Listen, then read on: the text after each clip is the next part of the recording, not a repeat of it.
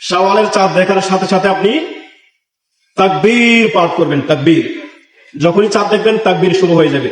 যেমনটি আল্লাহ সুবহানাহু ওয়া তাআলা বলেছেন, ওয়ালিতুকাব্বিরুল্লাহ আলা মা হাদাকুম, যে তোমরা আল্লাহর বরত্ব তাকবীর ঘোষণা করো। আপনি চাঁদ দেখার পর থেকে নিয়ে কন্টিনিউ তাকবীর পাঠ করেন, থেমে থেমে তাকবীর পাঠ করেন। তারপর পরে আপনি ঈদগাহে যেতে যেতে তাকবীর পাঠ করেন। ইমাম যখন এসে দাঁড়িয়ে যাবে তখন আপনার তাকবীর বন্ধ হয়ে যাবে। 2 নম্বর করণীয় হচ্ছে তাকবীরগুলো কিভাবে হবে, ঈদের তাকবীরগুলো কিভাবে হবে। ঈদের তাকবীর আল্লাহু আকবার, আল্লাহু আকবার, আল্লাহু আকবার 3 বার বলতে পারেন, বা এইভাবে বলতে পারেন আল্লাহু আকবার, আল্লাহু আকবার, লা ইলাহা ইল্লাল্লাহ, আল্লাহু আকবার, ওয়ালিল্লাহিল হামদ। আবারও বলছি, ঈদের তাকবীর চাঁদ দেখার পর থেকেই শুরু করে দিবেন। থেমে থেমে আপনি তাকবীর পাঠ করবেন, ঈদগাহে যেতে যেতে তাকবীর পাঠ করবেন। ইমাম সাহেব খুতবার জন্য যখনই সালাতের জন্য দাঁড়াবে আপনার তাকবীর বন্ধ, তাকবীর বন্ধ। তাকবীরগুলো 2 বার বা 3 বার করে পাঠ করতে পারেন, উভয় হাদিস রয়েছে। আপনি এইভাবে পাঠ করতে পারেন আল্লাহু আকবার, লা ইলাহা ইল্লাল্লাহ, আল্লাহু আকবার, ওয়ালিল্লাহিল হামদ।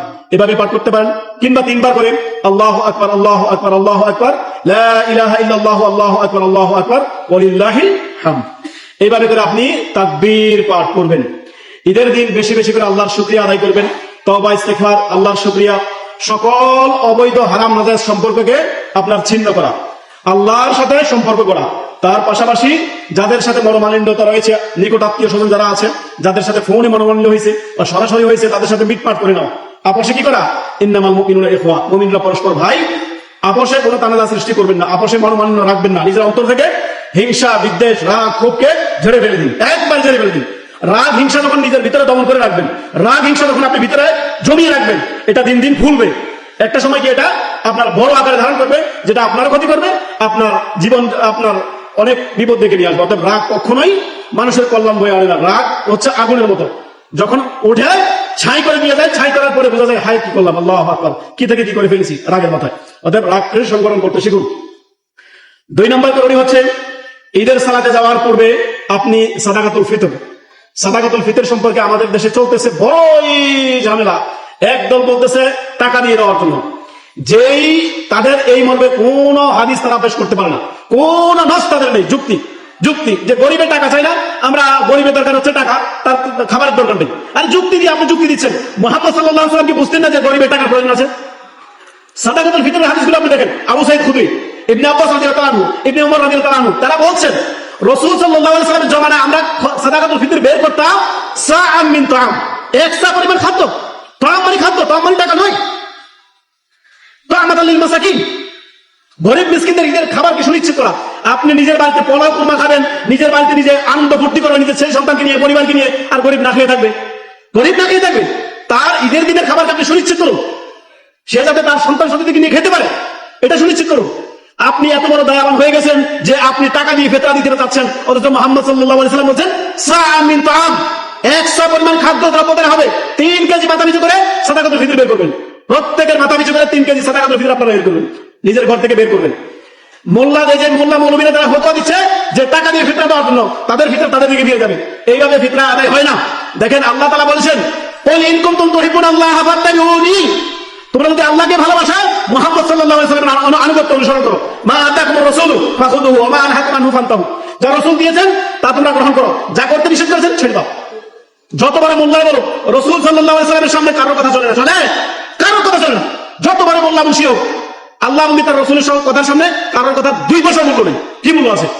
নবী সাল্লাল্লাহু আলাইহি ওয়াসাল্লাম বলেছেন সাদাকাতুল ফিতর হবে খাদ্য দিয়ে, আমরা সাদাকাতুল ফিতর খাদ্য দিয়ে দিব। আপনি হাদিসে এসেছে কিশমিশের কথা, কিশমিশ দিতে পারেন, খেজুর দিতে পারেন, পনির দিতে পারেন, আপনি অন্যান্য যে খাবারগুলো আসছে সেগুলো দিতে পারেন।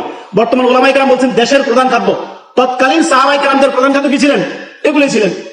এখন আপনার আমার প্রধান খাদ্য কি? পৃথিবীর অধিকাংশ মানুষের প্রধান খাদ্য হচ্ছে ভাত, তারা ভাত খাচ্ছে। অর্থাৎ চাউল আপনারা মাথা পিছু করে 3 কেজি করে চাউল দিয়ে ফিতরা ঈদের সালাতে যাওয়ার পূর্বে আপনার ফিতরা আদায় করবেন। খেয়াল রাখবেন, ঈদের সালাতের পরে যদি কেউ সাদাকাতুল ফিতর আদায় করে, সেটা সাদাকাতুল ফিতর হিসাবে গণ্য হবে না, সেটা সাধারণ সাদাকা হিসাবে গণ্য হবে, সাদাকাতুল ফিতর বলে এটা গণ্য হবে না। অতএব ঈদের সালাতে যাওয়ার আগেই 1-2 দিন আগে ওলামায়ে কেরাম বলেছেন, সহিহ বুখারীর একটি রাওয়ায়াত রয়েছে, আপনারা দিতে পারেন 1-2 দিন আগে সাদাকাতুল ফিতর। সবচেয়ে উত্তম হচ্ছে ঈদের সালাতে যাওয়ার পূর্বে আগেখানে আপনি আপনার সাদাকাতুল ফিতর আদায় করে ঈদের সালাত পড়তে যাবেন। 3 নম্বর করণীয় হচ্ছে ঈদের দিন আপনি গোসল দিবেন, ঈদের দিন পরিষ্কার পরিচ্ছন্ন হবেন। 4 নম্বর করণীয়, ঈদের দিন আপনি আতর সুগন্ধি মাখবেন, আতর সুগন্ধি লাগাবেন গায়ে, পরিষ্কার পরিচ্ছন্ন হয়ে গোসল দিয়ে গায়ে আতর সুগন্ধি লাগাবেন।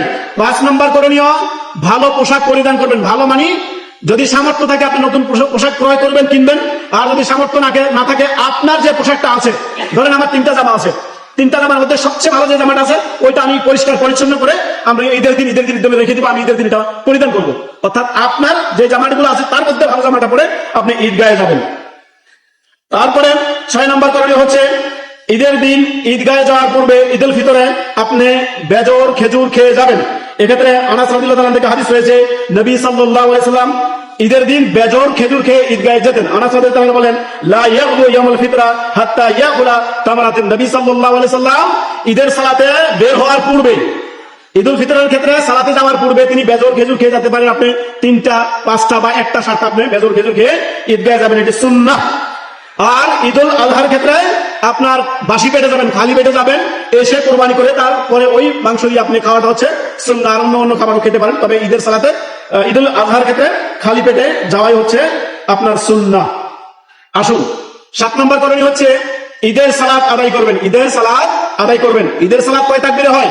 এখানে আরেকটা বড় ইখতিলাফ ঝামেলা চলতেছে আমাদের দেশে। ঈদের সালাত 6 তাকবীর হবে নাকি 12 তাকবীর হবে? দেখেন, জমহুর উলামায়ে কেরাম 3 মাযহাব একদিকে, 3 মাযহাব কয় একদিকে, এক মাযহাব অন্যদিকে ঘুরতেছে, যাদেরকে একসময় আহলুর রায় বলা হতো। কি বলা হতো? ইমাম বুখারী, যদি বুখারী পড়ে থাকেন দেখবেন বহু জায়গায় তিনি বলছেন ক্বালা বাযুন নাস, নিজেদের মতকে হাদিসের উপর প্রাধান্য দিত। এই জন্য তাদেরকে কুফাবাসীকে বলা হতো, তারা ইমাম বুখারী এভাবে রদ করেছেন তাদেরকে, ক্বালা বাযুন নাস, এটা বলে আহলে কুফাকে উদ্দেশ্য করেছেন যে তারা নিজের মতকে হাদিসের উপর প্রাধান্য দিত। নবী সাল্লাল্লাহু আলাইহি ওয়াসাল্লাম হাদিস রয়েছে যেখানে স্পষ্ট হাদিস। অতএব আমরা 7, 5, 12 তাকবীরে ঈদের সালাত আদায় করব। কয় তাকবীরে? 7, 5, 12 তাকবীরে সহিহ হাদিস দ্বারা অসংখ্য হাদিস আছে। কয়টা হাদিস নেবেন আপনি? এই মানে উম্মাতুল মুমিনিন আয়েশা রাদিয়াল্লাহু আনহা থেকে আবু দাউদে হাদিস এসেছে 1018। তারপরে প্রখ্যাত সাহাবী ইবনে আব্বাস রাদিয়াল্লাহু আনহু থেকে বাহাইতে হাদিস এসেছে, এখানেও 7, 5, 12 তাকবীরের কথা বলা হচ্ছে। মাযহাবের দোহাই দিয়ে হাদিসকে ছেড়ে দেওয়ার কোনো সুযোগ নেই, কেননা ইমাম আবু হানিফা খাটিয়ে আমরা মাযহাব ফলো করব, তখন ইমাম আবু হানিফার কথাকে মেনে নিব।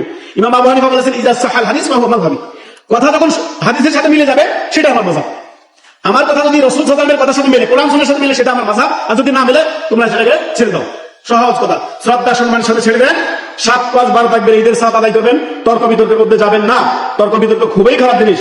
8 নম্বর করণীয় হচ্ছে ঈদের সালাতে পুরুষদের পাশাপাশি নারীদের জন্য ঈদের সালাতে পৃথক ব্যবস্থা করুন। আমাদের দেশে বক্তাদের, হানাফি মোল্লাদের কথা শুনবেন যে ঈদের সালাতে তারা মহিলাদেরকে ঈদগাহে নিয়ে যাওয়াটা তারা মাকরুহে তাহরিমে বলতেছে। কি বলতেছে? মাকরুহে তাহরিমি। অর্থাৎ কেন? তাদের আপনার বিভিন্ন কথা, তারা উল্টাপাল্টা কথাবার্তা বলে। আমরা ওইদিকে যাবো না। রাসূলুল্লাহ সাল্লাল্লাহু আলাইহি সাল্লাম বলেছেন পুরুষদের পাশাপাশি নারীদেরকেও যাতে ঈদগাহে যেতে আদেশ দিয়েছেন। যাদের চাদর নাই, মাথার যে নিকাব নাই, অন্যের কাছ থেকে ধার করে হলেও তারা যাবে। ইভেন ঋতুবতী নারীদেরকে বলা হয়েছে তারা মুসল্লা যাবে, এক সাইডে দাঁড়িয়ে থাকবে, দোয়াতে তারা খুতবা শুনবে, এমনকি দোয়াতে তারা অংশগ্রহণ করবে। মাযহাবের দোহাই দিয়ে আপনার রাসূলের হাদিসকে অপমান করবেন না। আল্লাহ রাসূল বলেছেন নারীদের পাশাপাশি পুরুষদের পাশাপাশি নারীদেরকে আপনারা কি নিয়ে যাবেন? ঈদগাহে নিয়ে যাবেন। পৃথক তাদের জন্য ব্যবস্থা থাকবে, একাকার না, একাকার যাদের আর পৃথকরণ থাকবে। এখন আরো অধিকাংশ মসজিদের মধ্যে নারীদের জন্য সুন্দর গোসল আদায়ের ব্যবস্থা আছে, এক পাশে না পুরুষ, এক পাশে নারীরা সালাত আদায় করতেছে, এরকম ব্যবস্থা থেকে নিয়ে যাবেন। তারপরে 9 নম্বর করণীয় হচ্ছে আমাদের বাঙালি কমিউনিটির মধ্যে আমরা সবচেয়ে বেশি দেখতে পাই যে ঈদের সালাত শেষ, টান দিল, খালাস। ইমাম সাহেব কি খুতবা পড়লো কি পড়লো না তার দেখার সুযোগ নেই, সময় কই। অথচ সে যদি বসে থাকতো, আল্লাহ ফেরেশতারা তার জন্য দোয়া করতো যতক্ষণ পর্যন্ত সে ঈদগাহে আছে, তারপরে রহমত বর্ষিত হচ্ছে। অর্থাৎ আপনি ঈদের সালাত আদায় করবেন, সেখানে নিজ স্থানে বসে যাবেন, বসে গিয়ে সুন্দরভাবে মনোযোগের সাথে ইমামের খুতবা শ্রবণ করবেন। কি করবেন? ইমামের খুতবা শ্রবণ করবেন, নামাজ পড়ে টান দিবেন না, চুপচাপ বসে যান। ইমাম সাহেব সালাত শেষ, দাঁড়িয়ে যাবে খুতবার জন্য। 9 নম্বর করণীয় হচ্ছে 10 নম্বর করণীয় হচ্ছে আপনার সালাত শেষে বাড়ি ফেরার পথে আপনি একটু রাস্তা পরিবর্তন করে দিবেন, যে রাস্তায় গেলেন একটু পরিবর্তন করে দিলেন, এটা সুন্নাহ। আর সর্বশেষ আমাদের দেশে দেখা যায় যে যখনই আমরা, বিশেষ করে বাংলাদেশ, পাকিস্তান, এই কমিউনিটির মধ্যে দেখা যায় যে ঈদের সালাত শেষ করে আমাদের একবারে কোলাকুলি হিরিক লেগে যায়। একসাথে রুম থেকে বের হলেন, বের হওয়ার পরে ঈদের সালাত শেষ করলেন, সালাত শেষ করে সালাম ফিরিয়ে 2 দিকে, এই যে কোলাকুলি শুরু হইল, কোলাকুলির হিরিক পড়ে যায়। অথচ এটা তো সুন্নাত দ্বারা প্রমাণিত নয়। সুন্নাত দ্বারা প্রমাণিত সাহাবায়ে কেরামগণ আপোষে একে অন্যকে বলতেন ঈদের শুভেচ্ছা বিনিময়ের ক্ষেত্রে, তাকাব্বালাল্লাহু মিন্না ওয়া মিনকুম, তাকাব্বালাল্লাহু মিন্না ওয়া মিনকুম। ঈদের শুভেচ্ছা কি? একে অন্যকে বলতে শিখুন, সুন্নাতের উপর আমল করতে শিখুন। ঈদের শুভেচ্ছা জানাবেন, একে অন্যকে বলবেন তাকাব্বালাল্লাহু মিন্না ওয়া মিনকুম, আল্লাহ আপনার আমার পক্ষ থেকে নেক আমলগুলো সালেহ আমাল আমাদের পক্ষ থেকে আমাদের আমলগুলো গ্রহণ করুন, আমাদের নেক আমলগুলো আল্লাহ কবুল করুন। আপোষে ঈদ মুবারক আমাদের দেশে বলছেন, ঈদ মুবারক বলতে পারেন, তবে সালাফদের আমল, সাহাবায়ে কেরামদের আমল হচ্ছে তারা বলতেন আপোষে একে অপরকে তাকাব্বালাল্লাহু মিন্না ওয়া মিনকুম, আল্লাহ আমাদের ও আপনাদের ভালো কাজগুলো আল্লাহ কবুল করুন, অর্থাৎ আমাদের নেক আমলগুলো সালেহ আমল যেগুলো করলাম সেগুলো আল্লাহ আমাদের কবুল করুন। এইভাবে করে আপনি আপনার ঈদের সালাত শেষ করবেন। তারপর